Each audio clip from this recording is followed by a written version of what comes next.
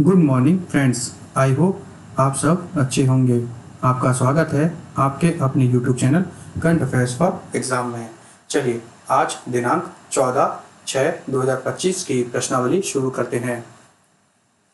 निम्नलिखित में से किसने हाल ही में PSA महिला young player of the season award जीता है? नौरन गौहर, अनाहत सिंह, अमांडा सोबी, जोशना चिनप्पा। इसका सही जवाब है अनाहत सिंह।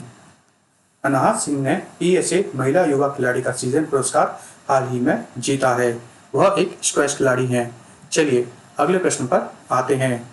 आर दोरईस्वामी को निम्नलिखित में से किस संस्था का MD और CEO नियुक्त किया गया है? ONGC, SAIL, BPCL, LIC। इसका सही जवाब है LIC। आर दोरईस्वामी को LIC का MD और CEO नियुक्त किया गया है। चलिए अगले प्रश्न पर आते हैं। विश्व बैंक के अनुसार वित्त वर्ष 2025-26 के लिए भारत की अनुमानित आर्थिक वृद्धि क्या होगी? 6.1, 6.2, 6.3, 6.4।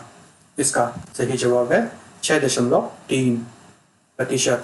विश्व बैंक ने अपनी नवीनतम वैश्विक आर्थिक संभावना रिपोर्ट में वित्त वर्ष 2025-26 के लिए भारत की आर्थिक वृद्धि पर आर्थिक वृद्धि दर 6.3% रहने का अनुमान लगाया है। चलिए अगले प्रश्न पर आते हैं। भारत का पहला पानी के नीचे का संग्रहालय और कृत्रिम मूंगा चट्टान निम्नलिखित में से किस राज्य में विकसित किया जाएगा? महाराष्ट्र, तमिलनाडु, कर्नाटक, केरल। इसका सही जवाब है महाराष्ट्र। महाराष्ट्र में INS गुलदार के आसपास भारत का पहला अंडर वाटर म्यूजियम और कृत्रिम मूंगा चट्टान विकसित किया जाएगा। केंद्र सरकार द्वारा समर्थित इस पहल का उद्देश्य समुद्री संरक्षण और पर्यटन को बढ़ावा देना है, जिसमें स्कूबा डाइविंग और भविष्य की पनडुब्बी यात्राओं की पेशकश की जाएगी। केंद्रीय पर्यटन मंत्रालय ने इस परियोजना के लिए 46.91 करोड़ रुपए मंजूर किए हैं। चलिए अगले प्रश्न पर आते हैं। हाल ही में केंद्र सरकार ने कच्चे खाद्य तेलों पर मूल्य सीमा शुल्क में कितने प्रतिशत की कटौती की है? 5, 10, 15, 20। इसका सही जवाब है 10%।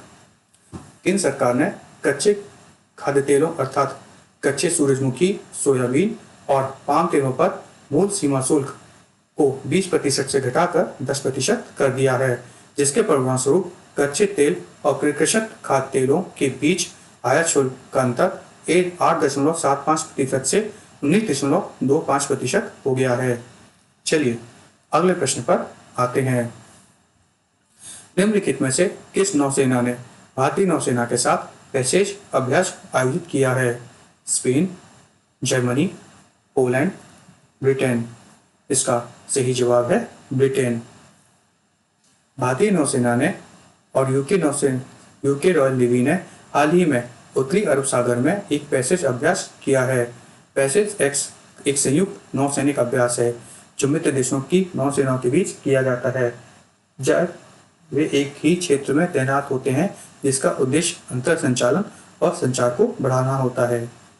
चलिए अगले प्रश्न पर आते हैं। अभ्यास शक्ति भारत और निम्नलिखित में से किस देश के बीच संयुक्त सैन्य अभ्यास है? Germany, America, France, Malaysia. इसका सही जवाब है फ्रांस। अब फ्रांस और भारत के बीच संयुक्त सैन्य अभ्यास शक्ति 2025 का 8वां संस्करण 18 जून से 1 जुलाई तक फ्रांस के ला कैवलेरी में आयोजित किया गया। चलिए अगले प्रश्न पर आते हैं। निम्नलिखित में से किस शहर को UNESCO creative city of the gastronomy के रूप में नामित किया गया है? लखनऊ, सूरत, मैसूर, जोधपुर। इसका सही जवाब है लखनऊ। लखनऊ को UNESCO creative city of gastronomy के रूप में नामित किया गया है। यह इसकी समृद्ध अवधि पाक विरासत को मान्यता देता है। चलिए अगले प्रश्न पर आते हैं। न्यायमूर्ति NS संजय गोड़ा ने निम्नलिखित में से किस उच्च न्यायालय के न्यायाधीश के रूप में शपथ ली? केरल, आंध्र प्रदेश, ओडिशा, गुजरात। इसका सही जवाब है गुजरात। न्यायमूर्ति NS संजय गुड़ा ने गुजरात उच्च न्यायालय के न्यायाधीश के रूप में शपथ ली है। चलिए अगले प्रश्न पर आते हैं। निम्नलिखित में से किसे सिप्ला हेल्थ का ब्रांड एम्बेसडर नियुक्त किया गया है? कैटरीना कैफ, नीना गुप्ता, आलिया भट्ट, जाह्नवी कपूर। इसका सही जवाब है नीना गुप्ता। नीना गुप्ता को हाल ही में सिप्ला हेल्थ का ब्रांड एम्बेसडर नियुक्त किया गया है। फ्रेंड्स, आज का सेशन यहीं समाप्त होता है। आपको हमारा सेशन कैसा लगा कमेंट करके बताइएगा तथा लाइक एवं सब्सक्राइव अवश्य कीजिएगा। धन्यवाद।